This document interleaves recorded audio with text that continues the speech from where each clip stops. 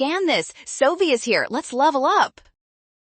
Finding the average rate of sales over the first 8 weeks is actually super simple if you just follow these quick calculus steps right now.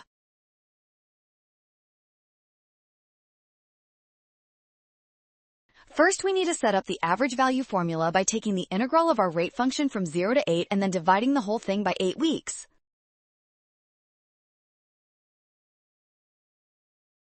Next, we carefully integrate the given sales rate function over that specific time interval. This step is crucial because it gives us the total number of units sold during that period. Finally, divide that total by 8 and round to the nearest integer. This calculation leads directly to our final answer, which is option B.